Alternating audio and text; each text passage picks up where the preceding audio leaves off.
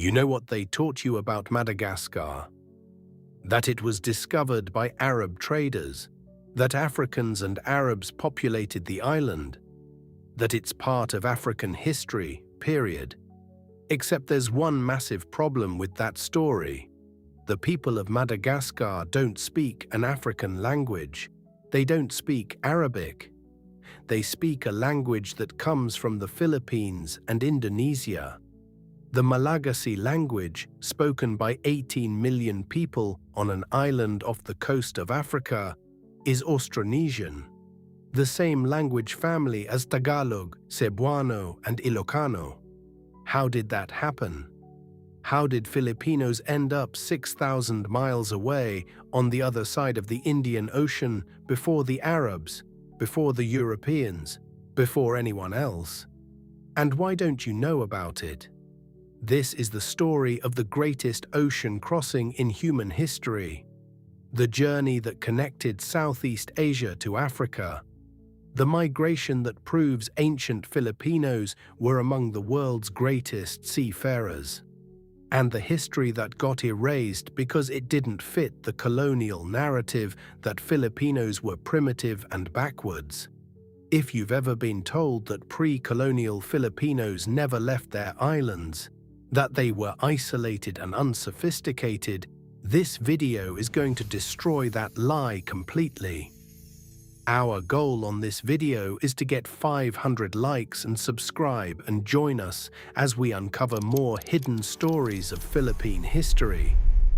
Let's start with the single most important piece of evidence: language. When linguists first studied Madagascar in the 1700s and 1800s, they were confused. The island is 250 miles off the coast of Mozambique in Africa. Logic says the people should speak a Bantu African language, or maybe Arabic, since Arab traders dominated the Indian Ocean for centuries. But they don't. Malagasy, the national language of Madagascar, spoken by virtually everyone on the island, is Austronesian, the same language family that includes Tagalog, Malay, Indonesian, Javanese, Hawaiian, and hundreds of other languages across the Pacific and Southeast Asia. It's not just similar, it's directly related. When linguists trace back the family tree of languages, Malagasy doesn't come from Africa, it comes from Borneo, specifically from the Barito languages spoken in southern Borneo, the same region connected to ancient Philippine migrations.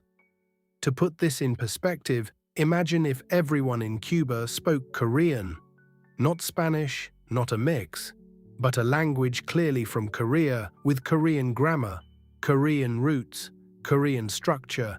That's how weird it is that Madagascar speaks an Austronesian language. Unless you understand what actually happened.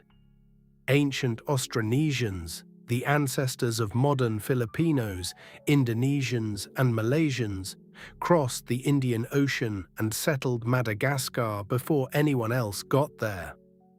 Now let's talk timeline, because this is where it gets insane. Genetic studies, linguistic analysis, and archaeological evidence all point to the same conclusion. Austronesians reached Madagascar between 1,500 and 2,000 years ago. Some estimates put it as early as 50 CE. That's the time of the Roman Empire. That's before the Arabs dominated Indian Ocean trade. That's before Europeans even knew the Indian Ocean existed. Ancient Filipinos and Indonesians were crossing 6,000 miles of open ocean, while Europe was still figuring out how to sail the Mediterranean without hugging the coastline. Let's be clear about the scale of this journey. The Philippines to Madagascar is not a short trip. It's not island hopping. It's one of the longest ocean migrations in human history.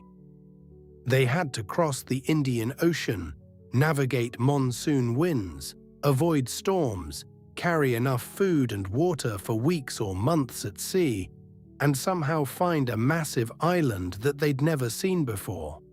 And they didn't just do it once. They did it enough times that they established a permanent population that grew to millions and completely replaced whatever earlier populations might have been there. How did they do it? Let's talk about the boats.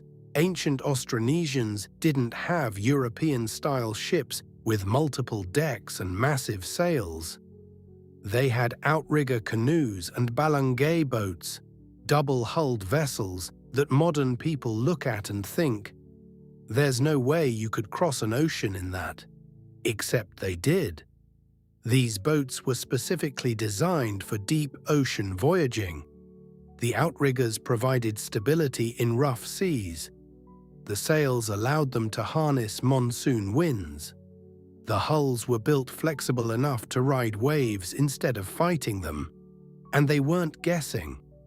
Ancient Austronesian navigators used star navigation, wave pattern reading, bird flight observation, and cloud formations to navigate thousands of miles across open ocean without compasses, without maps, without GPS. Polynesian navigators used the same techniques to settle every island in the Pacific. Filipino ancestors used those same skills to cross the Indian Ocean. This wasn't luck. This was sophisticated maritime technology and generational knowledge passed down through centuries. But here's where the story gets even crazier. They didn't just reach Madagascar. Genetic evidence shows that Austronesians mixed with Bantu Africans who arrived later. The modern Malagasy people are a genetic blend. About 50% Austronesian ancestry from Southeast Asia, and about 50% Bantu African ancestry from the mainland. But, and this is critical, the Austronesians got there first. The language is Austronesian. The core cultural practices, especially around rice cultivation and boat building, are Austronesian. The later Bantu arrivals adopted the language and merged with the existing population. If Bantus had arrived first, Madagascar would speak a Bantu language. It doesn't. The linguistic dominance proves who established the foundational culture. Now you're probably wondering, why? Why would ancient Filipinos and Indonesians sail 6,000 miles to settle an island off the coast of Africa? We don't know for sure. There's no written record from the voyagers themselves explaining their motivations. But historians and archaeologists have theories. Trade is the most likely answer. The Indian Ocean was a massive trade network connecting East Africa, the Middle East, India, and Southeast Asia. Austronesians were master traders. We know from Chinese records that Philippine kingdoms like Mai and Tondo were heavily involved in maritime trade. It's entirely possible that Austronesian traders sailing westward discovered Madagascar and realized it was unclaimed, fertile, and strategically positioned for trade routes. Or maybe it was exploration. Austronesians settled the Pacific by intentionally voyaging into the unknown. The same exploratory drive could have pushed them westward across the Indian Ocean. Or maybe it was climate and population pressure. If conditions in Southeast Asia became difficult, overpopulation, resource scarcity, political conflict, voyaging to new lands was a survival strategy Austronesians had used successfully for thousands of years. Whatever the reason, they went. And when they got there, they stayed. They brought rice cultivation to Madagascar. Before Austronesians arrived, Madagascar didn't have rice agriculture. Today, rice is the staple food of Madagascar, central to Malagasy culture and cuisine, directly transplanted from Southeast Asia. They brought outrigger canoe technology. Traditional Malagasy boats use outrigger designs identical to those found in the Philippines and Indonesia. They brought musical instruments. The valiha, a bamboo tube zither played in Madagascar is nearly identical to instruments found in Borneo and the Philippines. They brought burial practices, house construction techniques, and cultural traditions that still exist in Madagascar today and have clear Southeast Asian origins. This wasn't just a visit. This was colonization in the original sense, a people moving to a new land, establishing a society, and creating a new culture that blended their heritage with the environment and later arrivals. And for over 1,500 years, Malagasy people lived, farmed, fished, built kingdoms, and thrived on that island with a language and culture rooted in Southeast Asia. So why don't you know about this? Why isn't this taught in Philippine history classes? Why isn't this celebrated as one of the greatest maritime achievements in human history? Because it doesn't fit the colonial narrative. When Spain colonized the Philippines, they needed to justify their conquest. They couldn't say, "We're conquering a sophisticated maritime civilization whose ancestors crossed the Indian Ocean 1,500 years ago." That would make Filipinos sound advanced, capable, and impressive. So they said the opposite.